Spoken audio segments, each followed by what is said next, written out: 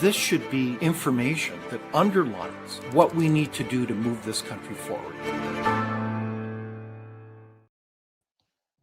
Well, hello, everyone. It's May the 14th, 2026, the year of our Lord, and it's David Leis, your proud host of Leaders on the Frontier Live. And we're so glad that you can join us today for a very important discussion around, well, what many would say is one of our most foundational policy issues in Canada, in this country today, as it's shaken us to the core, and that would be immigration. And how do we discuss this topic based on the facts and principles that actually serve you as Canadians? And so we are going to dare to get into this one, and we've got a great panel that will join us shortly.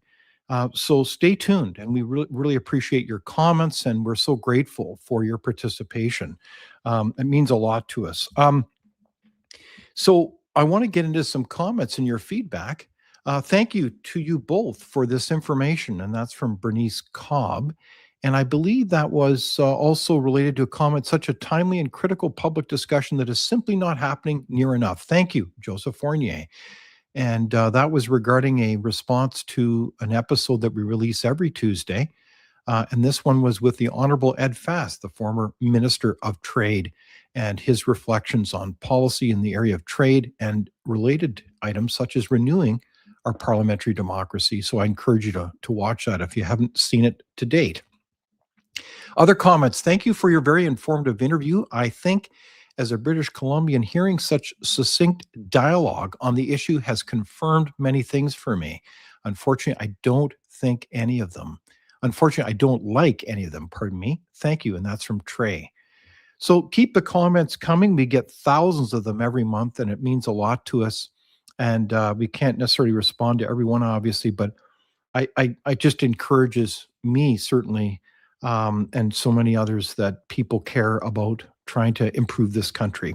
There's a lot of headlines going on these days. One is an Alberta judge just threw out a petition of some, I believe it's over 300,000 Albertans calling for a referendum on the whole issue of sovereignty. So stay tuned on that one as that's appealed. Also, Canada's mortgage debt continues to increase, and this is an important issue. It hit record highs, and also delinquency rates creep up. I hope you are in good shape, but not everybody is. And this is an important thing to keep in mind, because it's not just sovereign debt or debt of governments. It's also related to private debt as well. These things are all interrelated. There's a new bill called C-22, and there's an awful lot of concern about it. And is it a basis in which this new bill would allow police to turn personal technology, for example, your smartphone, into listening devices? We know well that these already do occur. So what's the implications of Bill C-22? Stay tuned on that one. Also, I wanted to highlight an interesting story that was in Blacklock's Reporter, and that is drug convictions are no barrier for being able to be approved to set up a federally licensed marijuana dealer. Go figure. What do you think about that? Does that make any sense? And then in other headlines, we have a kind of a interesting reaction in the community. And this has happened a number of times across our country as health authorities distribute instructions to all kinds of people, including younger people, on how to do safer snorting. And this was at a Barrie High School. And so parents rose up in reaction to that as people continue to go along a kind of a philosophy and approach related to so-called safe harm policies. And so, is this really a good policy to do this kind of public health intervention? And then in other news, we have some controversy regarding Canada's nicotine policy needs a little principled pragmatism. That's a story I noticed in the National Post, as much of the cigarettes in the market today are actually from the black market. And so is that regulatory regime working for this country, as so much cigarettes occur that actually are off the books? What does this do in terms of facilitating organized crime? So that's an interesting piece in the Financial Post. And then we also have an interesting lighter story about sugar related to, I don't know about you, but I like the occasional donut. And Dunkin's Donuts is looking at opening hundreds of locations across Canada. So Tim Hortons could be getting some more competition as this iconic chain looks at Canada again. So isn't that interesting? In other news, we have in some Canadian schools ditching Mother's and Father's Day celebrations in the name of diversity. There's schools in Winnipeg, for instance, that are now getting rid of that type of reference to Mother's Day as we've just celebrated it as a way to try to reach out to, well, not every family has a mother. Well, go figure. What do you think about that? Is that going too far? Are we putting aside a very important tradition? And then, of course, the big in the news is the summit that's occurring, a historic one between the President of the United States and the Premier Xi Jinping in Beijing as we speak. This is a high stakes summit as there's a lot of talk about energy flows. China, of course, is the primary sponsor behind Iran. And also, there's a whole series of prominent business leaders with the delegation as the opportunity is to kind of open up everything with China, but also keeping clear boundaries around issues and security issues, not only related to Iran, but also Taiwan. So, what does that mean for Canada? As if those relations could thaw, does that mean lost opportunity for Canada, or is it a win win? In other news, we know that the Labour Party is struggling in the UK, including the leadership of the Prime Minister, Keith Starmer. I believe there's a noted petition of some 100 Labour MPs that have signed a call for the Prime Minister to go. So that government is in turmoil. As in the recent week, there's been literally hundreds of local elections lost under the Labour banner. And other final news, I want to mention that in Toronto, there was some interesting meetings with the Prime Minister and former President Barack Obama. And here is also the Prime Minister's wife. And what were those meetings about? Well, part of it was talking about maybe a new world order, one that comes out of Europe and elsewhere. So stay tuned on what that is. Part of the meetings were not public, so it's hard to know exactly what it was all about, but it's an intriguing meeting that happened in Toronto this week. I also wanted to mention another curious story is the CBC has been called out in terms of setting up fake interviews with a variety of people that we may know, like Lindsay Shepherd and Francis Whittleson. We're not quite sure what that's about yet, but stay tuned on that emerging story. All right, so let's turn to the topic at hand. I want to introduce our panel to help us, and we're very grateful for two guests to join us, and they are Riley Donovan. And Riley is the founder of the Dominion Review, and he's also a journalist and researcher. So a warm welcome to you, Riley. Thanks for having me on, David. Well, great to see you again. And also, of course, regular is our Vice President of Research, Dr. Marco Navarro-Genie. And welcome. Good afternoon. Well, I'm really quite excited about this conversation today because this is a very important topic as we talk about immigration history, policy goals. What has been the goals of immigration policy and how have they shifted post 1990 in particular? And what are the changes that happened since 2015? And what are the impacts as we scan the economy, the social life of our country, and even the culture, and many would say even the democracy of our country and its sovereignty? So, man, there is a lot on this table.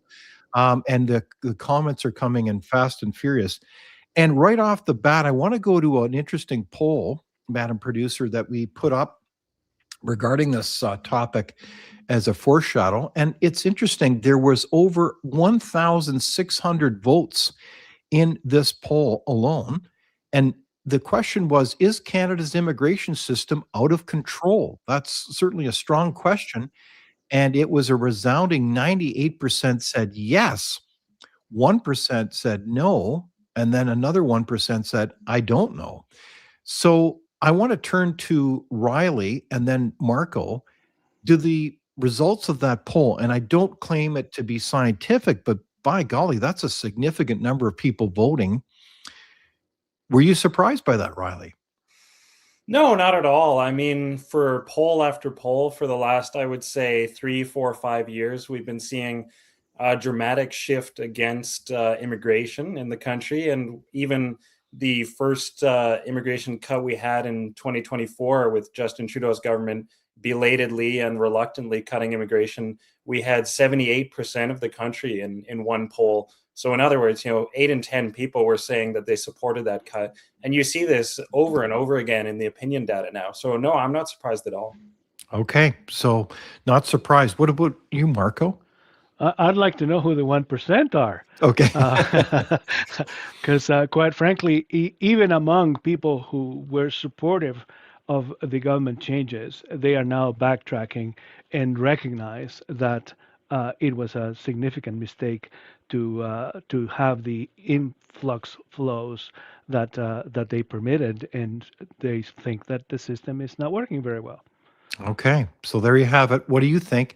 Um, Here's a comment from Sheridan Forbes. Immigration keeps wages low and home rent prices high. Immigration doesn't benefit young Canadians. Older Canadians support and government support it because they benefit from increased rents and taxes. So that's an interesting perspective on, well, the question of who benefits. And in many ways, if we look at this from a principled policy point of view, that's the question. What does who is served by this immigration policy? So we want to dive into that. Surely it should serve Canadians, and not bring um, negative impacts or externalities onto the host country. Otherwise, it becomes other things. So this is the point. Is I want to go to another question to you, Riley and Marco, and that is, for years, Canadians have supported immigration in principle. It was known as the so-called Canadian consensus on immigration. So, given the kind of polls, and I don't reference our straw poll per se, as much as that is interesting with that level of response, but if you look at so many other polls that we've referenced that are, in fact, based on good polling methodology, it appears that an overwhelming majority of Canadians don't support the level of immigration in our system anymore. So, has the consensus in support of immigration, is it dead now, Riley? Well, yeah, I mean, it is dead, and you could also say that it has been an illusion. For several decades, there was just not as much polling on immigration as there is now. So there, even if you go back to like 80s, 90s, 2000s, there are a lot of polls that say that Canadians were pretty skeptical of it. But you did see that really, really intensify after the pandemic, when there's just this dramatic opening of the floodgates. Mhm. And it really was opening of the doors completely, where you had, 2023, 1.3 million population growth, 2024, again, nearly a million. And Canadians could just see that, on a visceral level in their communities. They Mhm. could see the food banks getting just totally strained and overwhelmed, hospitals full, schools strained, infrastructure, transit. They could just experience it on such an kind of a immediate, obvious level in their day-to-day reality. And so I think that's when you really started to see the consensus shatter, and it has certainly not recovered since. Okay. Your comment, Marco, is the consensus shattered? It is certainly broken. It can be perhaps reconstructed to some extent. Look, Canadians are generous people, Hmm. and there is no question about that. Canadians have the heart in the right place, but it is precisely that which has been abused in my books. People who are in favor of immigration uh, do it for different reasons, but let's talk about the kind-hearted people who want to help others, Hmm. and those who see the immigration system as a tool to help other people in the world should be the most upset about what has happened, because essentially uh, it has been abused, and it has been abused by people in government, mostly and largely for economic purposes. Hmm. And so now that the consensus has been broken, uh, even the kind-hearted Canadians, many anyway, have turned against the flow that we have now. and that takes some doing to turn Canadians around from Mhm. something that they really like. Right on. So this is a big deal, and this has impacted Canadians profoundly, and we're going to get to that in a moment.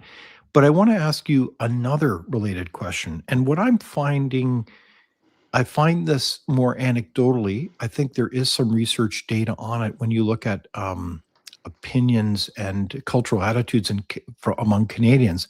And that has to do with the reluctance by many Canadians to talk about this issue. It doesn't mean that they don't have an opinion, but they're reluctant to reveal it publicly. It's like we're very shy when it comes to talking about immigration for fear of, and I will use that word deliberately, a fear of being called nasty names like a racist or the like. Am I onto something there, Riley? You're nodding your head. Well, yeah, I mean, absolutely. I think Canadians in private are discussing this more and more, and you can see in social media comment sections, they're discussing it more and more a lot behind anonymous social media handles. And I don't blame them at all because there are, professional, social, reputational repercussions Mm, from the mhm, system, from the institutions. If you do speak out on this, it is possible that you will experience some sort of repercussion in your workplace. If you're outspoken at it in your university, there may be academic repercussions. We've seen that for mhm, people speaking out against the idea that diversity is our strength, things like that. And beyond that, there's just this. I would say it's an indoctrination right from our public schools, right from elementary all the way up to post-secondary, where we are taught that Canada is fundamentally a nation of immigrants. And that's not to say that immigrants have not contributed in the past, but it is to mhm, say that we are taught that we should not be proud of our national identity, our heritage, and we mhm, should certainly not ever question the unrelenting wave of immigration that we've seen since the early 90s. mhm.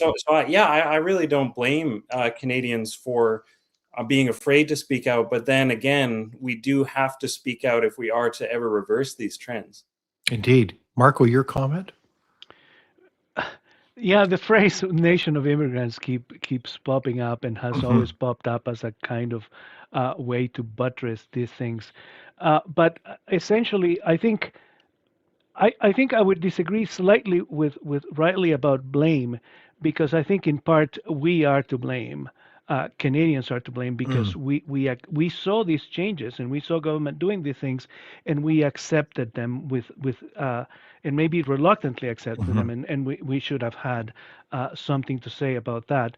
The issue really, in my mind anyway, boils down to this: we take it is true that Canada is kind of a country of immigrants, but let's examine for a second why we take in immigrants. And a country like Canada takes immigrants because those immigrants serve the national interest. mhm, mhm, We need people to come in and fill certain types of activities, certain jobs. Since the late 60s, when the point system was established, the idea was that we would examine the demographics of the country, and if we needed more welders or more carpenters mhm, or more managers or more doctors, then we would take in a certain number. It took planning, it took careful decision making, and so forth.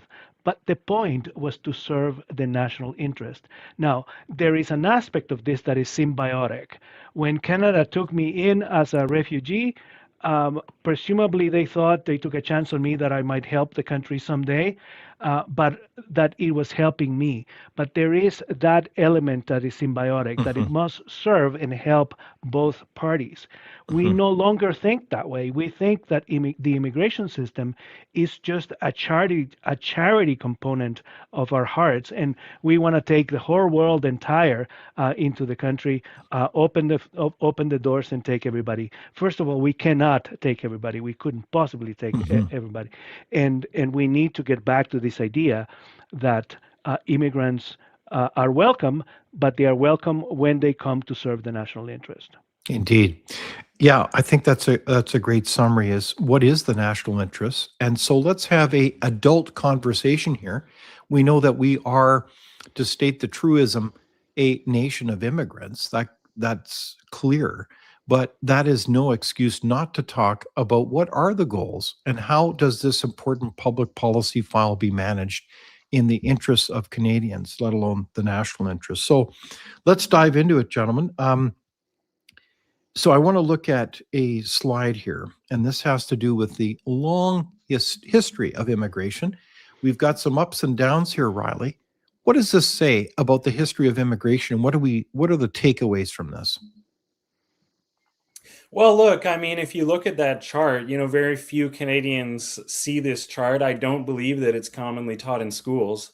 But if No. you look at it, then you can see that it really was from Confederation onwards, this dip and rise trend that we had. At the end of the 19th century, you can see that there's a dip. Beginning of the 20th century, there's a huge rise, and that was specifically corresponding to the settlement of the prairies. We did not want the prairies to be annexed by the United States. We brought in what the immigration minister at the time, Clifford Sifton, called the stalwart peasants in sheepskin coats. There's a lot of Eastern Europeans to this day whose ancestors settled the prairies. Then you see another dip. Fast forward to the 1930s, with the Great Depression, massive unemployment and layoffs. You had immigration essentially grind to a halt for a long time. And then throughout the rest of the 20th century, again, you see this very variable rate of immigration. And so this was what we called the tap on, tap off policy, colloquially. It was upheld by conservative and liberal governments alike. And it was essentially just a very simple principle that immigration would correspond to domestic economic conditions. If employment was low, if there was limited job opportunities for Canadians, we would cut immigration for a period of years or even a decade. And when economic conditions or there were some sort of specific reasons, such as the settlement of the prairies or a specific industry sector, things like that, then we would raise immigration corresponding to that. But then since essentially 1990, you see that the dip and rise trend has just been transformed into this never-ending wall. And you really don't ever see immigration fall after that. And that was when the Mulroney government made the purposeful decision to abolish the old tap-on, tap-off system. Largely, I would say, with two considerations, one being to enhance the vote share of their party among ethnic communities, and that was talked about at the time, and another for business interest lobbying. Of course, we know that business interests do benefit from a wide open immigration policy and plentiful labor. So that's essentially the story of how we went from this tap on, tap off policy that was tied to our domestic conditions, and now we just have this automatic, basically an unrelenting flow year after year. Interesting. Any comments, Marco, on that long historic graph? I think I would agree with Riley's assessment of the graph, and the latter part, since Mulroney, as he points out, when in the early 90s we started taking 250,000 people, and we basically threw the point system away, and then that also opened the gates for the excuse that we also could do the same for refugees. And refugees is kind of a special category. And I don't know a great deal about it, except that I came into Canada as a refugee, and so I've paid attention close to it. So today, before coming on the show, I went and I looked at some numbers just as a kind of a reference, because the story is quite amazing when you see the numbers. I arrived in Canada as a young refugee in 1979. And this is a significant period in Canada, in a historical period for refugees, because we took a significant number of refugees between 1979 and 1980, almost out of whack with what we had received before. in large part because of the boat people, we call them, right? These were the Hmm. Vietnamese refugees. And in 1979, we took 27,000 refugees. In 1980, it jumped to 40,000. So all told, between those 2 years, there's about 65,000 refugees, about half of whom were Vietnamese. Right. Interesting. So this was Hmm. a one-off. But here's the most telling part of the numbers, David. That constituted essentially a 0.1% of the population of the country, which at the time was 24 million Canadians. If Amazing. if we look at today, we have over 500,000 refugees. So Hmm. it's almost 60 times the number Hmm. of refugees that we were taking back then, and the population has only grown nearly doubled. So there is that is the extent to which is completely out of whack. Hmm. The refugee intake, and refugees, by the way, they don't even we don't even make any semblance of point numbers or anything Hmm. like that. We just simply take people because they come from war torn Hmm. countries and all that stuff. And I'm not suggesting that we shouldn't take refugees, Hmm. all right. But what I'm saying again is that we ought perhaps to look at Hmm. the kind of people that we're bringing in Hmm. and whether they serve our purposes as a country or not. Exactly. Yeah. Well said. And it's interesting the migration of refugees out of the difficult situation in Vietnam. I remember that well as a child, and if I remember statistically, almost all those individuals, it was really quite a story, were sponsored by private groups, not government. And that's another story to be told in terms of a number of reports I've seen in terms of the success of sponsorship. So how immigration has happened is also changed as well. I want to then talk about percentages, Marco, as you cited, and that relates to a slide about percentages of population. I think this is a fascinating one as we see immigrants and their percentage of the population from, well, 1871. And there's even a projection here to 2041, because this is obviously based on a mathematical model. So, do you want to comment about this one, Riley?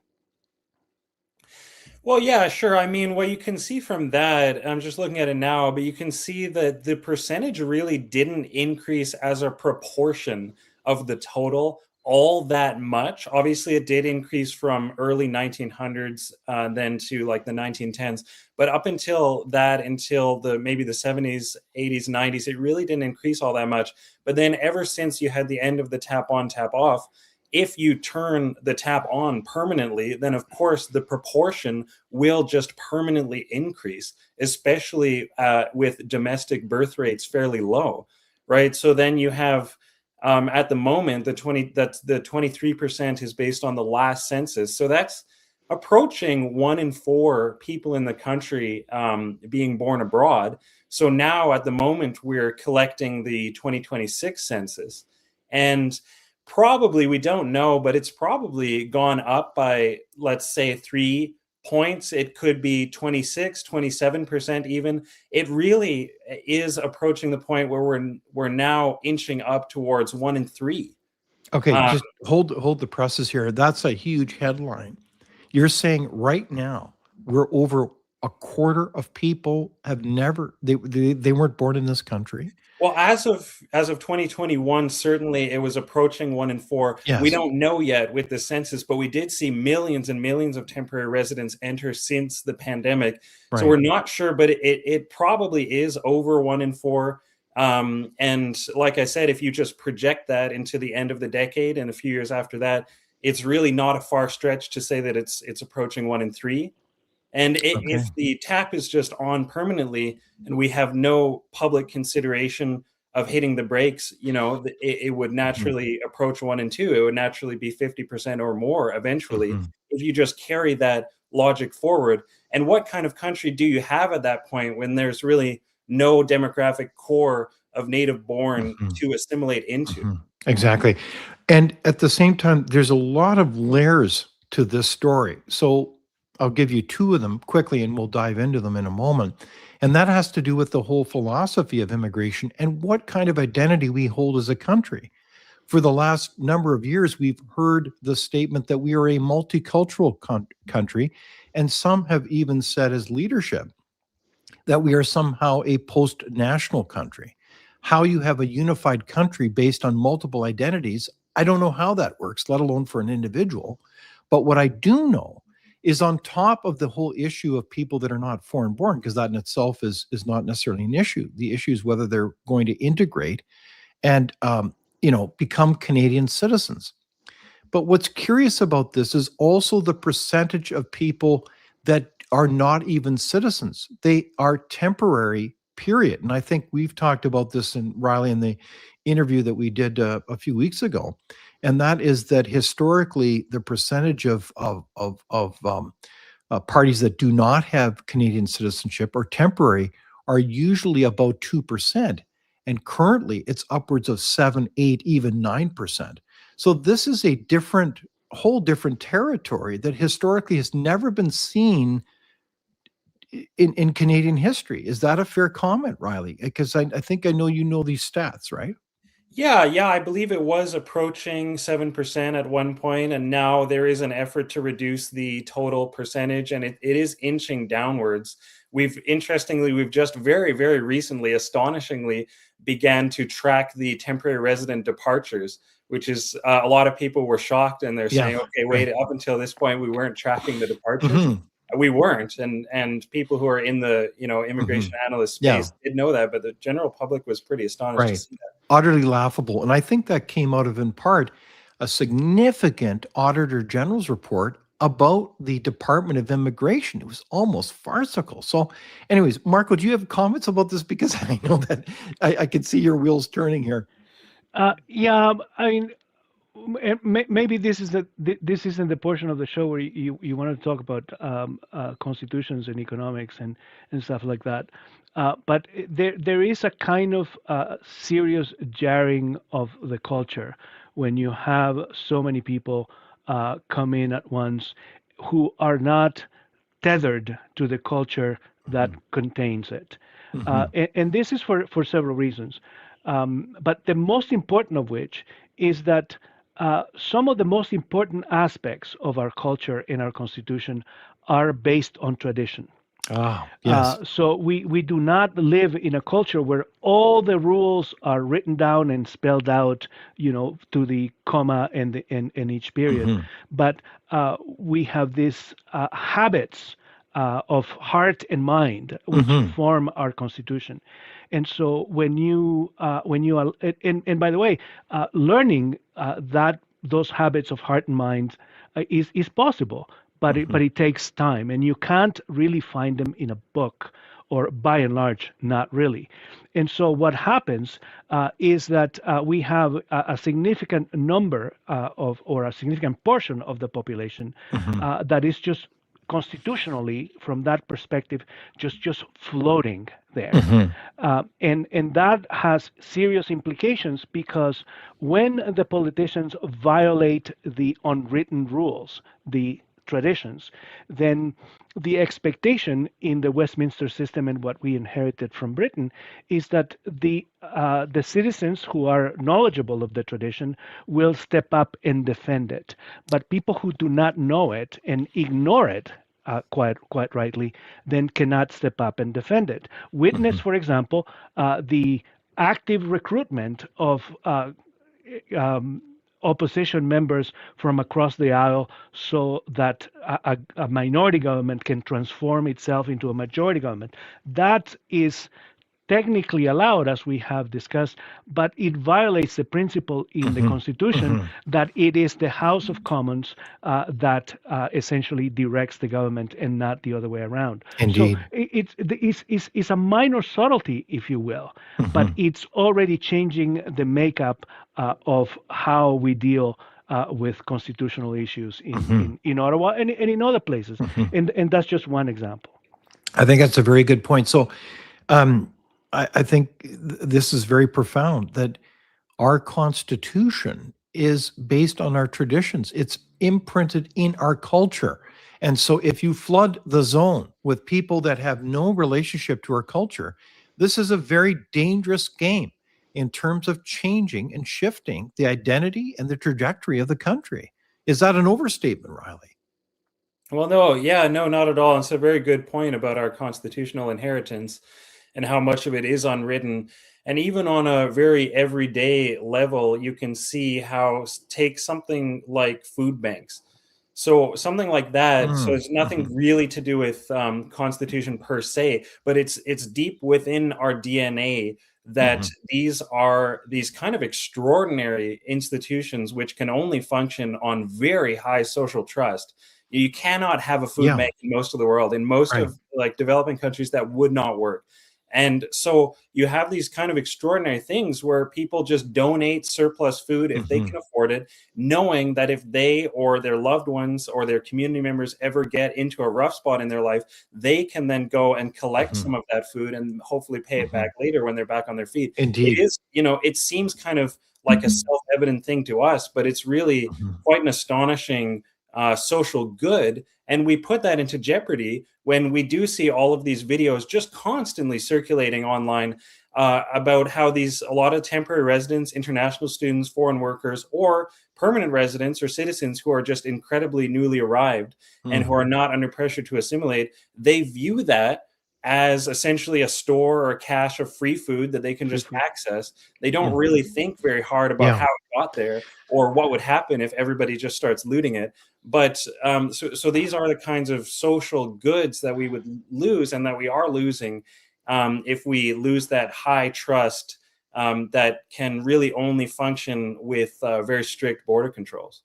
I think that's a very good point, and it relates to one of the uh, conditions that makes a free market capitalist economy do so well is a high trust society where you cooperate, you work with each other, you create win-win situations. I'm used to doing business where essentially life is based on a handshake and a trust and confidence. And if that is betrayed, like if people lie, there are significant consequences in our society, in our traditions. And none of us are perfect. But I tell you, this matters in terms of the ability of our nation not only to function well culturally, but in terms of prosperity. And this is why, some acquaintances they will say, well, none of this matters. Culture doesn't matter to public policy. I don't know how that works.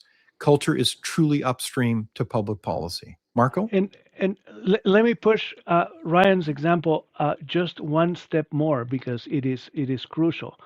Um, his point that it really breaks a certain kind of social bond Hmm. is important, and it's important to our freedom because if, for example, that violation of the trust uh, gets to a point where we no longer can uh, sustain having those kinds of social gifts or social things that we give ourselves as a culture, then if these food banks that are generally run by volunteers Hmm. disappear, then what's going to happen is that in the absence of that social volunteer activity, Hmm. the government will have to step in.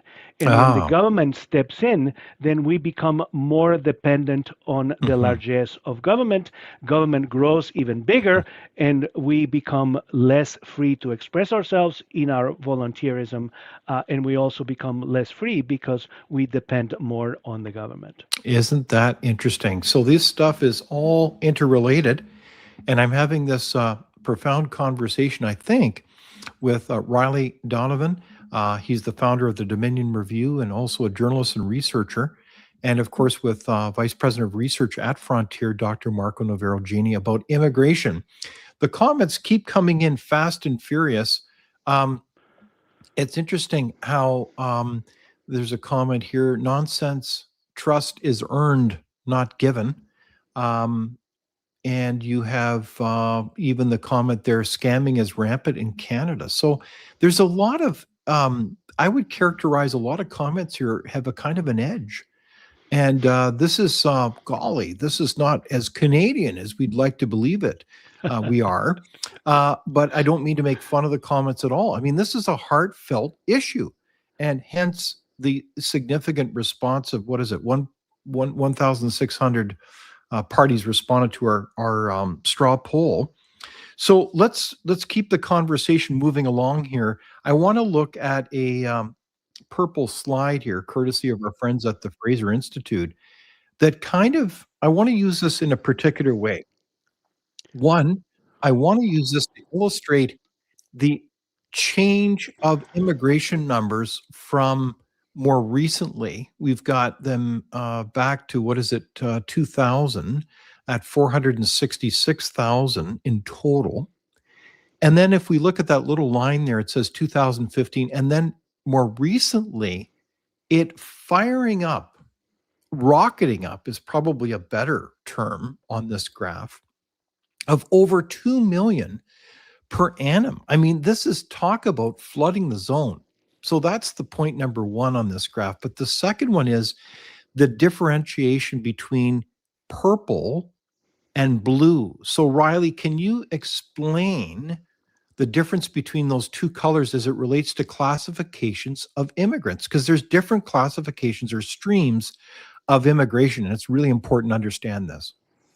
Well, yeah, sure. I mean, so permanent resident, obviously, that is what is understood as a pathway to citizenship, and that has historically been very dominant in the Canadian immigration system. As you can see, you can witness this dramatic rise in the purple category, which is non-permanent immigration. Students and temporary workers, I would add asylum seekers would also be in that category. But so yeah, it's particularly after 2015, after the election of Trudeau, many of the rules and regulations surrounding international students and temporary foreign workers began to be loosened. And then, as you can see, it's really during the pandemic, during and after the pandemic, following very dramatic push by the business lobby to expand international student and temporary foreign worker admissions. And at the time, they were saying that there's these really deep labor shortages in the Canadian economy. And I guess I would add also from the Fraser Institute very recently, they pointed out that as of last year alone, sort of belying this idea of the labor shortage, I believe it was 437,000 young Canadians actually applied for a job but did not receive an offer back. So they applied for a job and were unsuccessful. Nearly 500,000 young Canadians, and at the same time, there has been this dramatic increase in what for a lot of businesses is frankly cheap labor.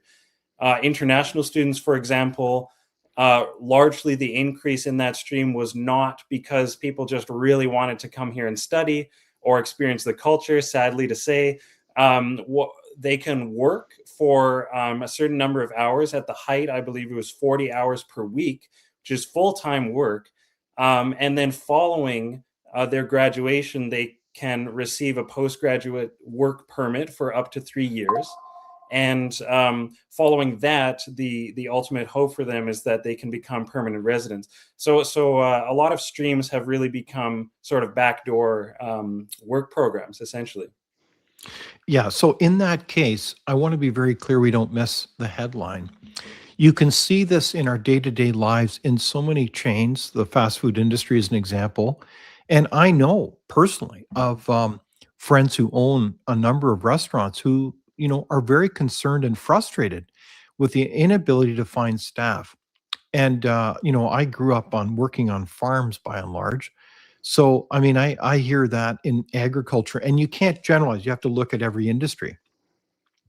But this is complicated because I also hear complaints from all kinds of young Canadians who say, I have applied, I've dropped off my resume at different places. I'd love to work, but then they don't get any response, as you said. So, what the heck is going on here, though? Because surely we should be in a country where we try to enable our young people to get that first job. That's how we get into the workforce and we become, well, grown ups. and we move forward and they become full, happy, contributing members of our society. And yet I just look around, I see so many people that are clearly temporary foreign workers. So what's going on here, Marco, from your perspective? There is a kind of desire for certain types of industries in the economy basically to subsidize what they perceive to be a lack of labor. I call it a lack of productivity because Mhm. in many ways it is true that a lot of Canadian-born kids are, somewhat spoiled in relation to, say, ourselves and maybe our parents, and don't want to be scrubbing floors and washing toilets and stuff like that. Mhm. But there are perfectly good economic tools to handle. Types of job that people don't want, you pay more to attract them. And instead, in order to try to remain competitive, or so they have convinced themselves, many places, such as the ones you've mentioned and others, pressure the government to bring basically foreign labor to perform those jobs. And in many cases, as the critic of the opposition at the moment on labor and on immigration keeps hammering, that we have in some situations a kind of a trapped labor force. That cannot go anywhere, and they are often mistreated, and we pay them peanuts. And so it's a way essentially to force the cost of labor down. And Mhm. that's not the job of a government to do, by the way. Mhm. Mhm. There, like I said, the economy can figure it out itself, but it is business people who don't understand business and don't understand competition and don't want to understand competition because it's easier if the government helps them out. And that also has been a significant contributor to the lack of productivity or the continuous drop of productivity that we have Mhm. in the country. So the unintended consequences and the ripple effects of it is of course lack of productivity, suppression of wages, and these, by the way, are governments who present themselves as people who want to help the poor and the lower classes, right? The Mhm. progressive kinds of governments. And last but not least is the issue that we were discussing, whereas young Canadians find themselves in greater and greater unemployment levels than before. Mhm. Very well said.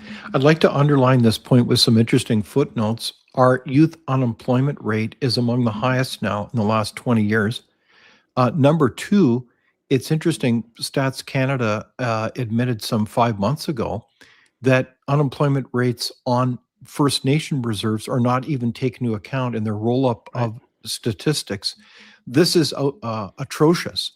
What a terrible waste of human resources, to put it bureaucratically, of people. So this is almost a moral issue as well.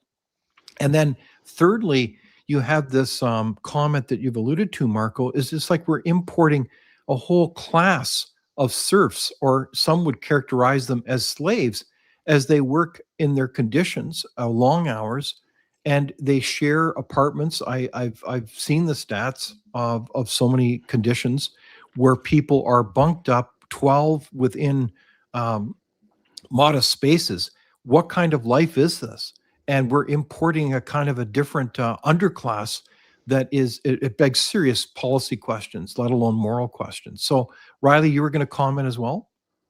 Well, yeah. So I guess frequently the business lobby groups like Canadian Chamber of Commerce, Canadian Federation of Independent Business, Canadian Manufacturers Association, people like that, they will weigh into these debates and they'll say, oh, no, no, you can't cut off the flow of foreign labor because we need foreign workers for things like agriculture and for things like very specific industries with Hmm. intense local labor shortages. But it's really just a method to obscure the conversation because you have to look at what programs we're actually talking about. The seasonal agricultural worker program is rarely complained about in Canada. That dates back to the 1960s. It's very Right. long Yeah. standing.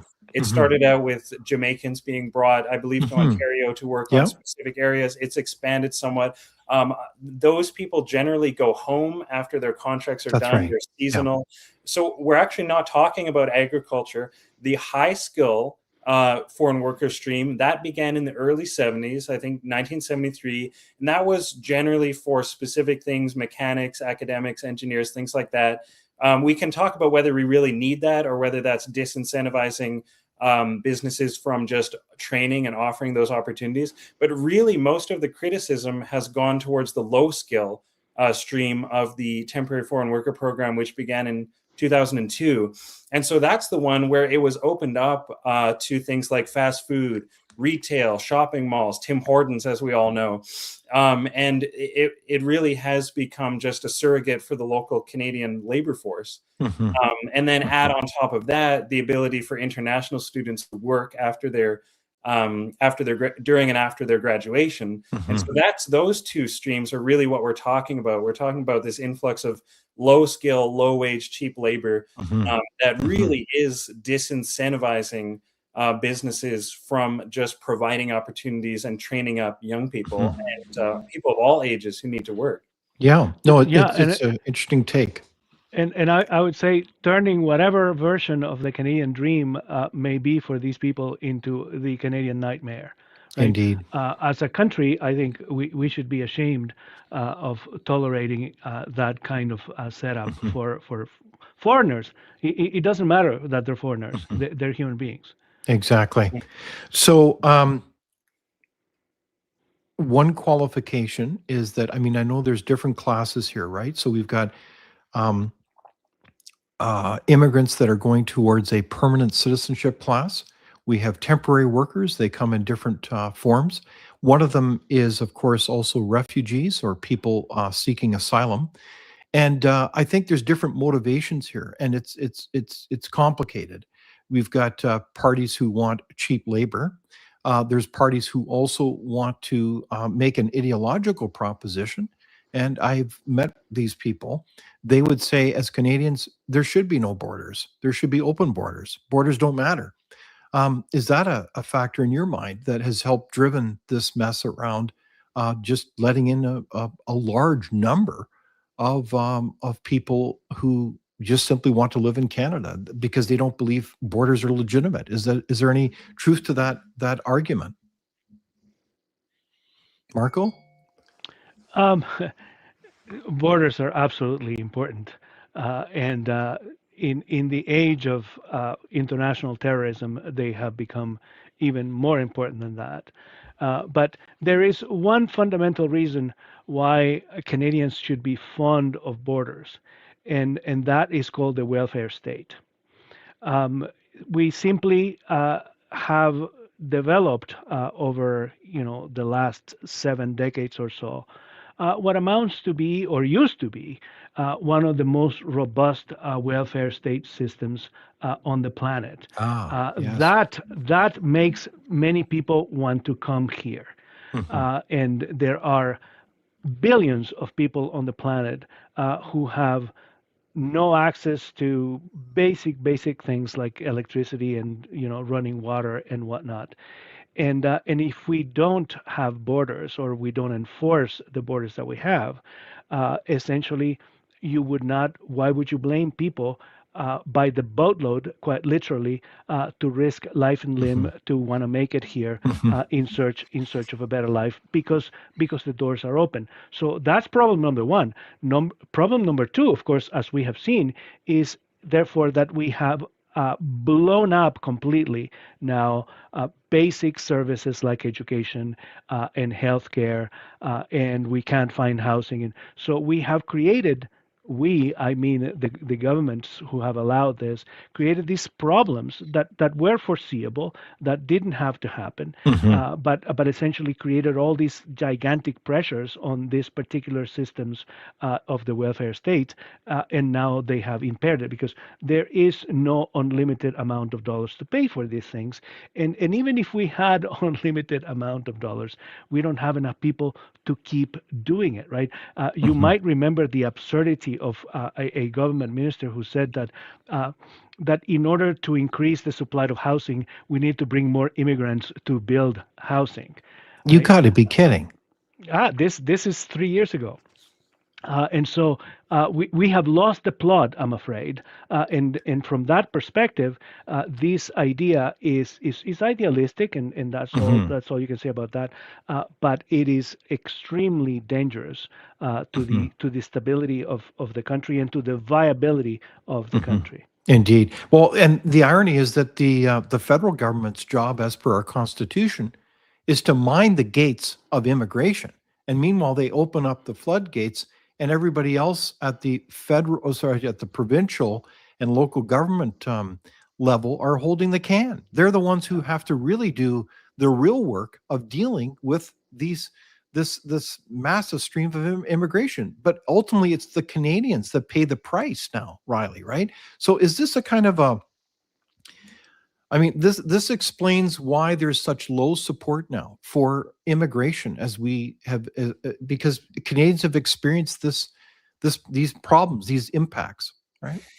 Yeah, I mean, absolutely. And I think like you can really just look at a lot of the news headlines on a day-to-day basis, any given day, and then the reality behind that headline ends up being immigration. Like, for instance, one I saw yesterday was the Edmonton Public School Board is considering removing the requirement for a second language, which is a 20-year long-standing requirement. It often is used for kids to learn French or even other like Spanish, Hmm. things like that. Hmm. They're considering removing that, and the reason is very simple. They kind of couch it in terms of, oh, it's changing student demographics. But I went into some of their reports, and it's that there's been a 105% increase in Edmonton public schools in ESL students. They Hmm. call it EAL, English as an additional language. It's kind of an updated Pardon politically me? correct. Can you repeat that?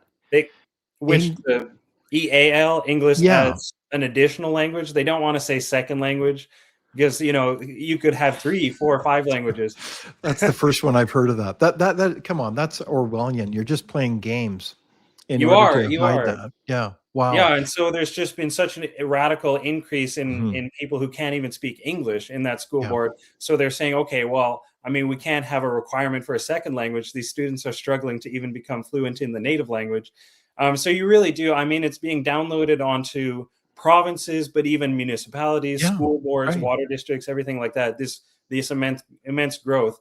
And I would say it's all like Marco was saying, it's all very reversible or Hmm. fixable. With the proper reforms, this really should not be a complex issue. Indeed. Okay, so we've got a big agenda here to finish off here as we get into the last part of this dynamic conversation. And I want to just mention quickly a slide of the number of study permits. And that's another temporary number here of people coming into the country that are not citizens.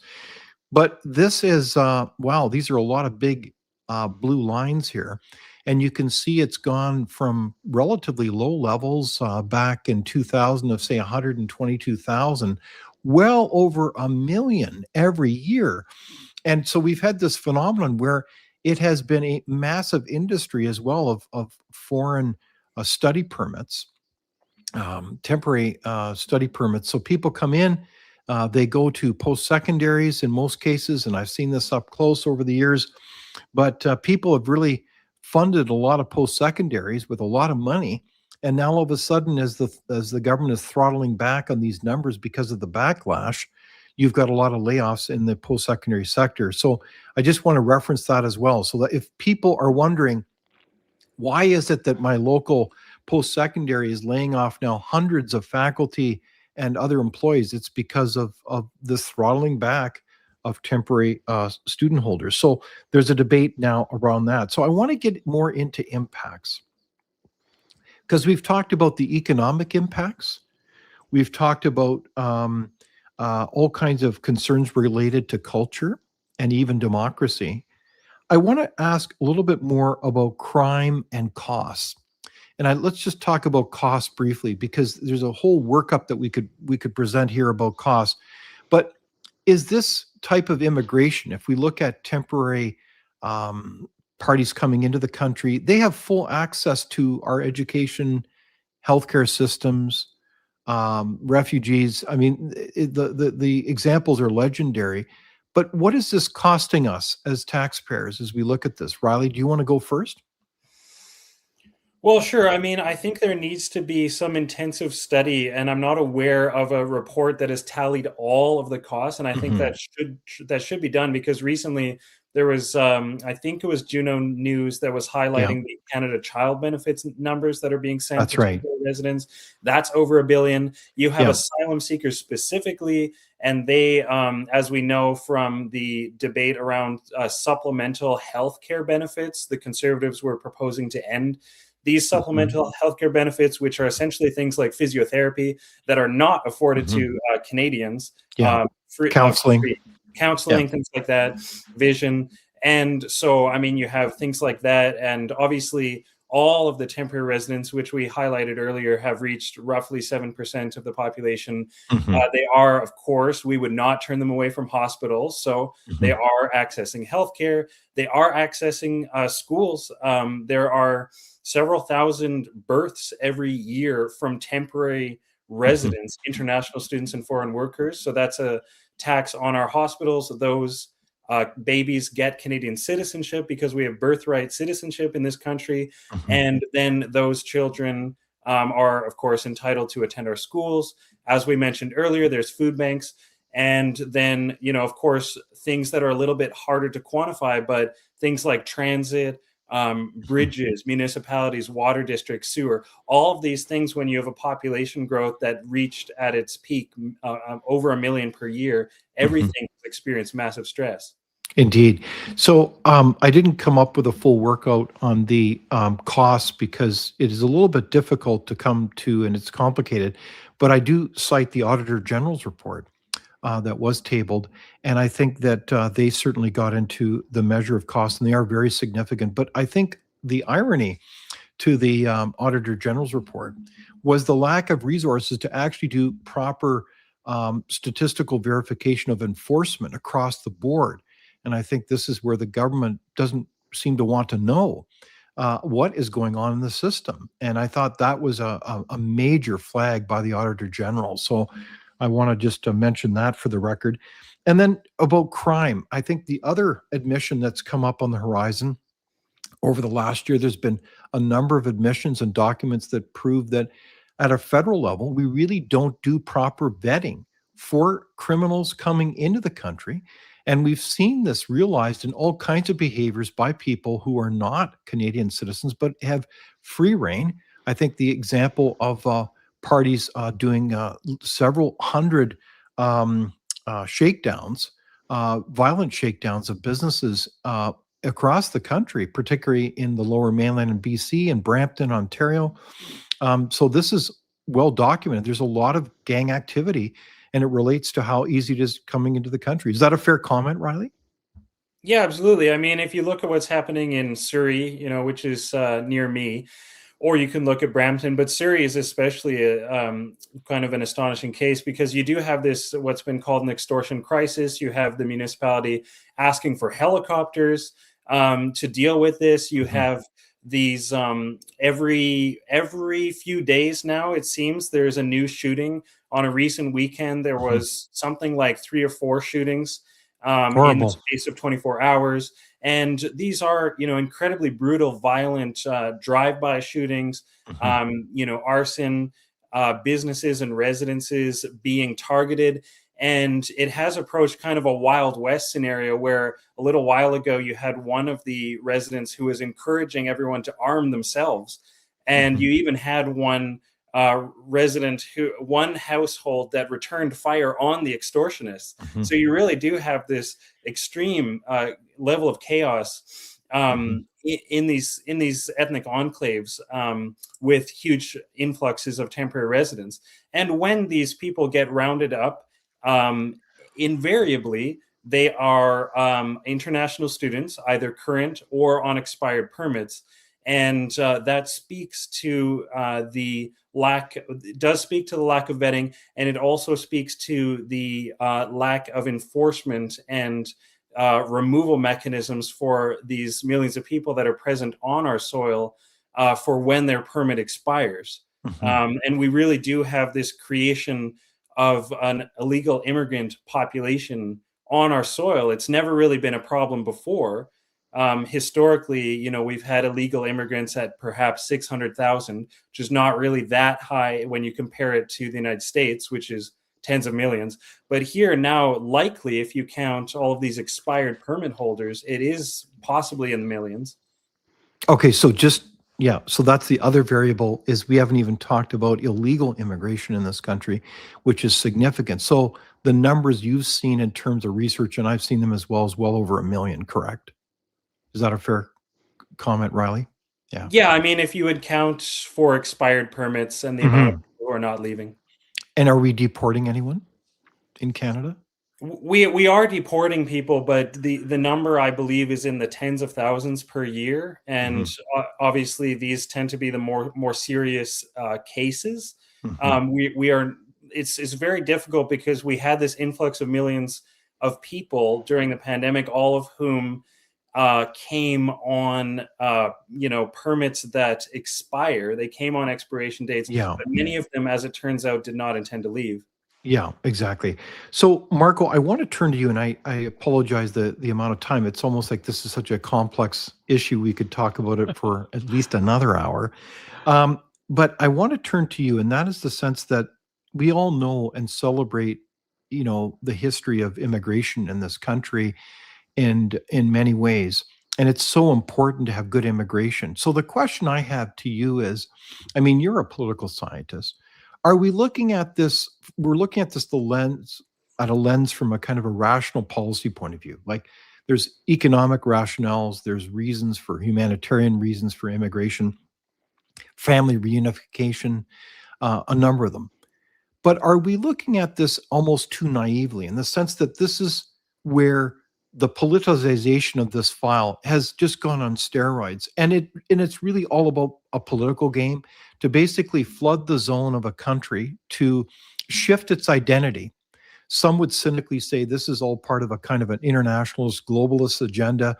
We hear that kind of chatter, but also it's just about getting votes for the party in power, and this has gone back a long time. I think even Sifton, who was the MP for Brandon, Manitoba, and he was the Minister of Immigration.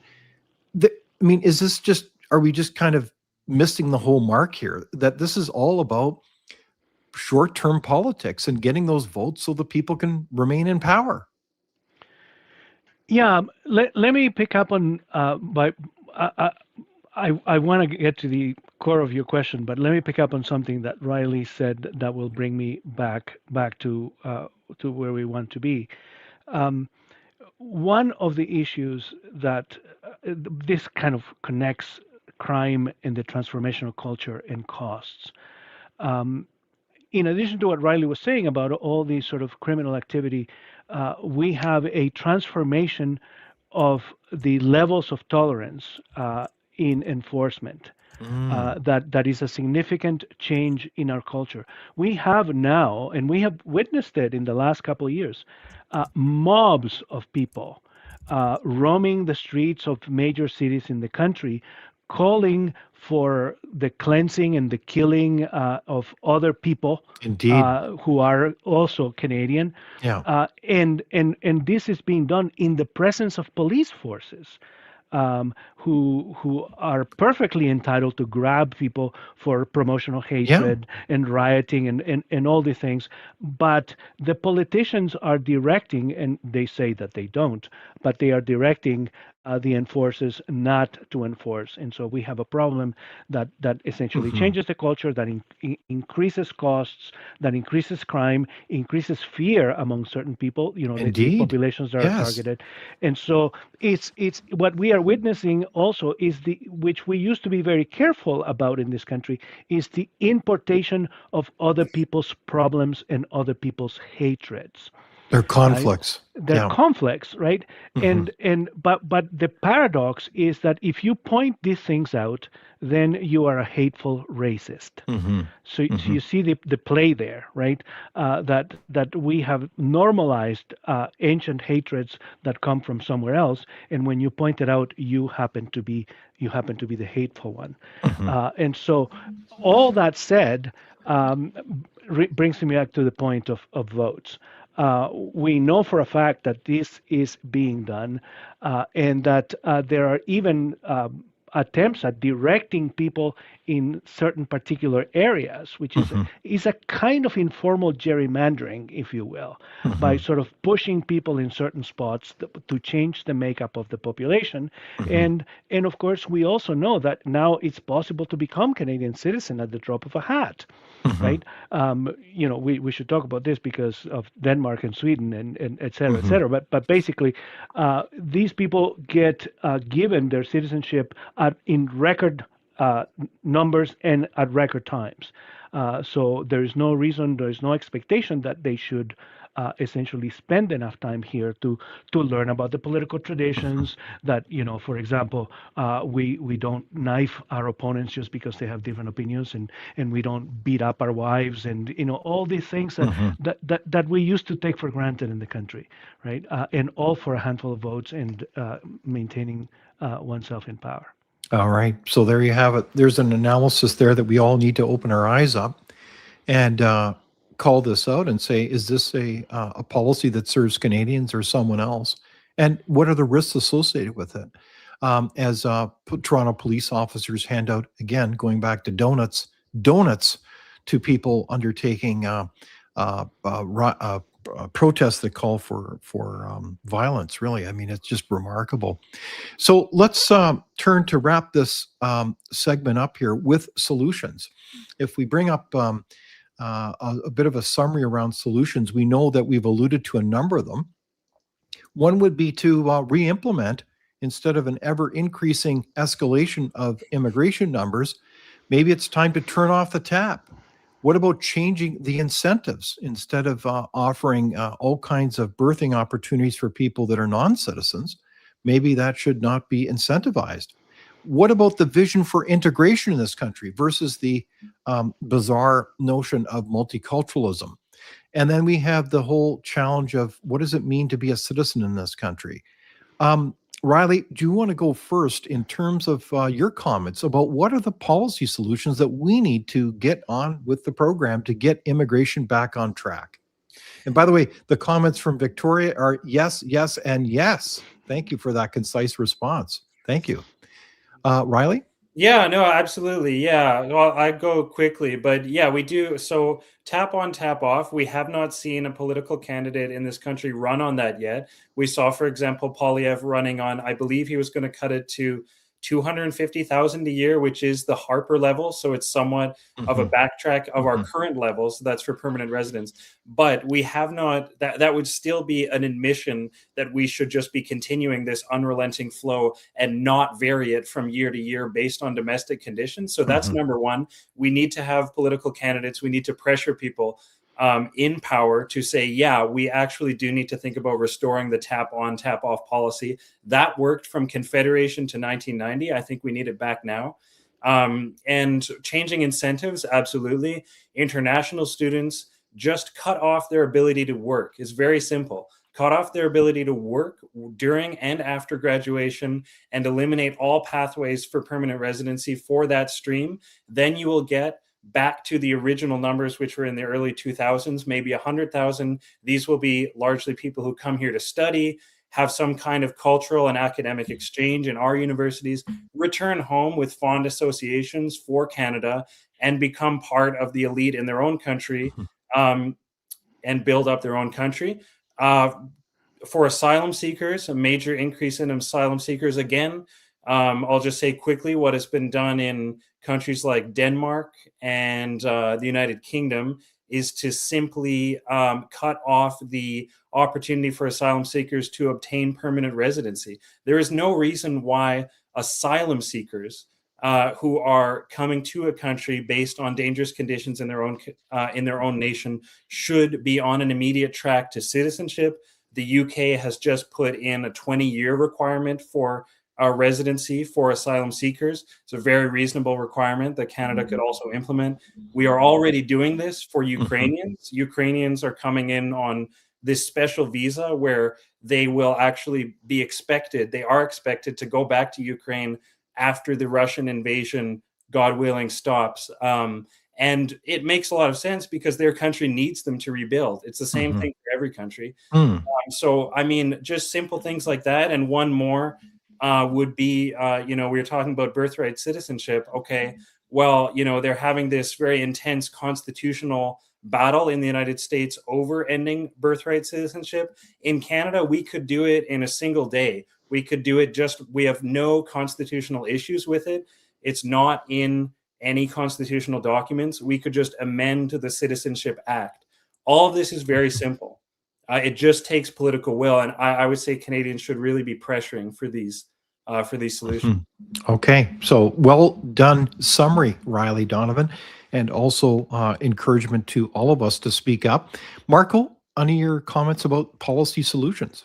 I think Riley has done a pretty good job of going around them. I would add that, which is essentially a thread among the things he said, is an emphasis on integration. We're seeing this now in places where they have realized that the abuses or the levels of abuse in Sweden, for example, now they're talking about accepting people on the condition that they are willing to adapt and adopt the culture and accept the cultural history of the country and accept not just the laws of the country, but they are willing to become Swedes in a sense. So we're not talking really about forcing people to be who they are not. It is possible to have integration without essentially forcing people to become someone else, and that integration has to be based on essentially the principal pillars of that society's culture: rule of law, freedom of expression, respect for other people's opinions, and basic things that they are in fact small, and as Riley says, they're easy to sort of tally up and include, but that they are such huge component of the fabric of what it means to be a Canadian or a Western citizen. Very good. Well said. Well, we've certainly gone a little bit over time than usual. And thank you very much to the audience and, of course, Riley and Marco for joining this important conversation. Thank you. It's interesting the number of comments. Joe says, unless we candidly deal with the business subterfuge going on behind the scenes, we've got nothing. And I think, Joe, you're onto something in the sense that we need to look at this in a clear-eyed fashion in terms of both good public policy, like accountability and transparency, but also, again, not be afraid of the facts and say, how is this really serving Canadians, let alone its identity and indeed its very sovereignty. So on that note, thank you very much, Riley Donovan and Marco Navarro-Genie for this conversation. Thanks very much. Been great.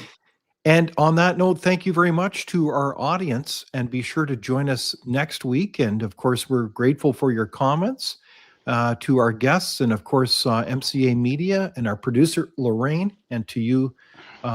We're grateful, and be sure to check us out on these channels every Thursday, and of course on Merit TV, and right across from coast to coast now. And you can also be sure to join us next week on the same time and check out the Frontier website. We've got a number of interesting articles about these issues in terms of solutions as well, including the examples of Denmark. And of course, Riley Donovan will be sharing his commentary as well about solutions. So be sure to join us next week. And until then, I wish you all a great week. Here at Frontier, we don't receive any government funding. We are nonpartisan, and we work for you. Find out more and support this important work by visiting fcpp.org today.